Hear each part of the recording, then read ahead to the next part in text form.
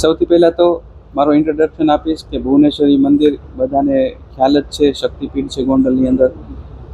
125 વર્ષ જૂનું અમારું આયુર્વેદિક ફાર્મસી પણ છે અને મેડિકલ ફિલ્ડમાંથી હોવા છતાં મેં મારું એક આર્ટ ગેલેરી સ્થાપી છે અને મારા આ બધા ચિત્રો આજે આપ જોઈ રહ્યા છો. આ મારો 10મો શો છે અને પ્રથમવાર રાજકોટમાં થઈ રહ્યો છે. આની અગાઉ બોમ્બે, દિલ્હી અને વડોદરા, અમદાવાદ જેવા શહેરોમાં મારા શોઝ થઈ ગયા છે. આ મારી આર્ટ બાયોગ્રાફી છે, એટલે આત્મકથા.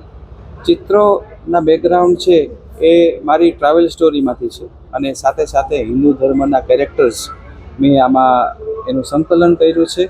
આ ઉપરાંત મારા ઘરની અંદર જે કંઈ મારા ગ્રાન્ડમધરના પોશાકો હોય, જ્વેલરી હોય, કાંઈ એવી વસ્તુઓ મારા ઘરની અંદર હોય તો એને પણ આમાં મેં ઇન્ક્લુડ કરી છે. એટલે બહુ યુનિક કોન્સેપ્ટ ક્રિએટ કરવામાં આવ્યો છે. ફ્રેમ્સ પણ એક પેઇન્ટિંગની સાથે એની થીમ પ્રમાણે મેચ કરવામાં આવી છે. તો આ બહુ એક યુનિક કોમ્બિનેશન છે કે આવું કદાચ ક્યારેય અગાઉ રાજકોટની જનતાએ જોયું નહીં હોય. આખું એક એમ્બિયન્સ ક્રિએટ કરવામાં આવ્યું છે આર્ટનું અને આ જોવાલાયક છે. કેટલા પિક્ચર્સ છે? લગભગ 47 પેઇન્ટિંગ્સ અહીંયા નાના મોટા થઈને આવ્યા છે.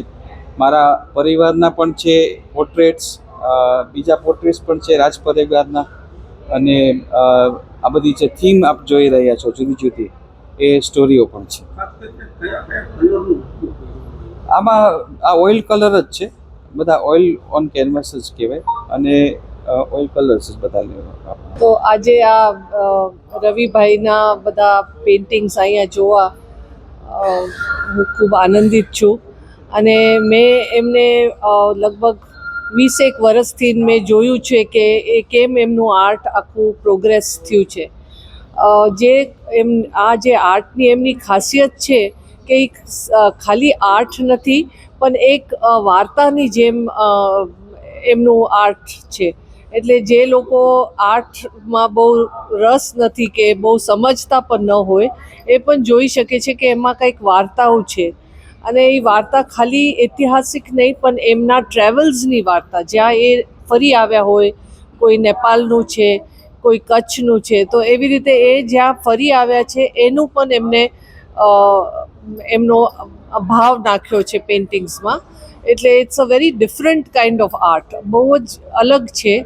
He is not a trained artist, કોઈ એમને ફોર્મલ ટ્રેનિંગ નથી તો પણ એટલું સુંદર કલા એમને પ્રસ્તુત કરી છે અને આજે અમે બહુ ખુશ છે કે આ રાજકોટમાં એમને એક પ્રદર્શન અહીંયા રાખ્યું છે.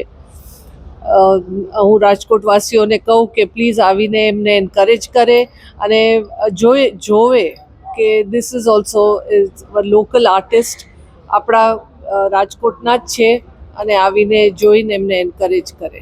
Thank you.